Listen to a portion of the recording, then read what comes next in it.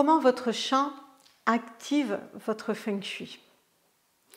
Bonjour, je suis Françoise Chevalier, consultante Feng Shui tibétain et en géobiologie et formatrice en Feng Shui tibétain et en géobiologie.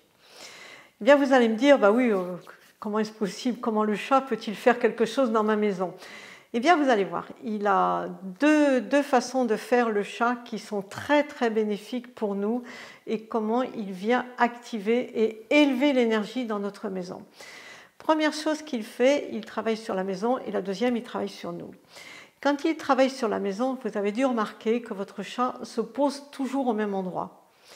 Et très souvent, vous le délogez, il se met sur un canapé, vous ne voulez pas qu'il se mette là, et il continue, il revient toujours au même endroit.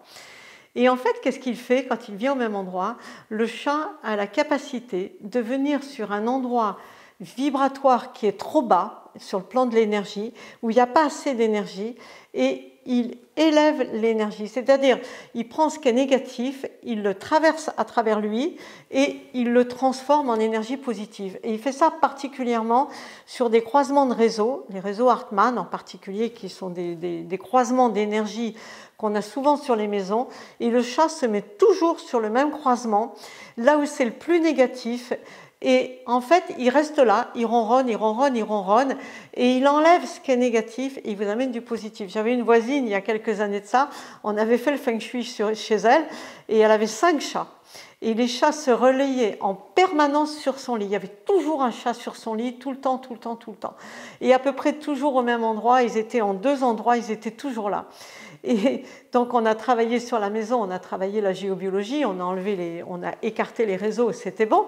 Et après elle était fâchée parce qu'elle m'a dit mais les chats viennent plus sur mon lit.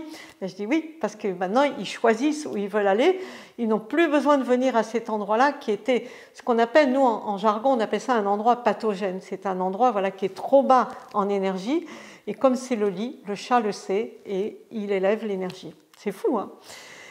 Et après, il a autre chose qu'il fait, le chat, il apaise les personnes. On appelle ça la ronron-thérapie, mais vous allez remarquer que si vous prenez votre chat sur vous, il vient d'ailleurs sur vous, si le chat sent que vous n'êtes pas bien, il vient se mettre sur le thorax et il ronronne, et en fait vous allez vous apercevoir qu'il vous apaise et qu'il calme, les nerfs. Il fait beaucoup de bien. On dit même, les anciens disent même qu'il calme les rhumatismes articulaires. Moi, j'ai pas vérifié, j'ai pas de rhumatisme, mais je peux pas vous dire. Mais je sais que le chat est très très apaisant, très calmant. On en met d'ailleurs maintenant dans les maisons de retraite. Il y a les bars à chats, etc. Le chat est bénéfique. Beaucoup de gens n'aiment pas les chats, je ne sais pas pourquoi. Il est très très bon. On dit qu'il est l'ami de l'homme et qu'il prend soin de nous.